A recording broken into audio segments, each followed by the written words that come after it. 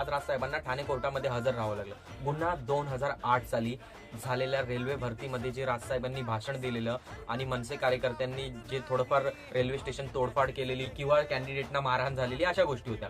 आणि याचा मुख्य मुद्दा असा होता की महाराष्ट्रामध्ये रेल्वे भरती वेकेन्सी खूप मोठ्या प्रमाणात महाराष्ट्रामध्ये होती.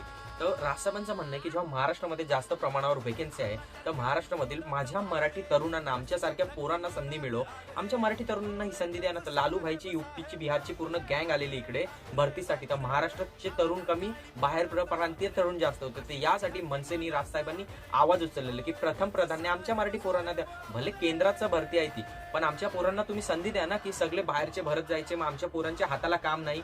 तर या सगळ्या गोष्टी झालेल्या. तर यासाठी राजसाहेबांना आज ठाणे कोर्टामध्ये हजर राहावं लागलं. तर साहेबांना विचारलं की तुम्हाला हा गुन्हा मान्य आहे का? तर राजसाहेबांनी सांगितलं की हा गुन्हा मला मान्य नाही.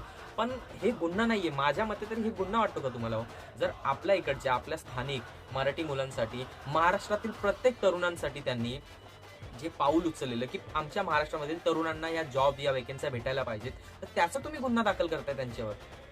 मला तर बिलकुल ही गोष्ट पटत नाही.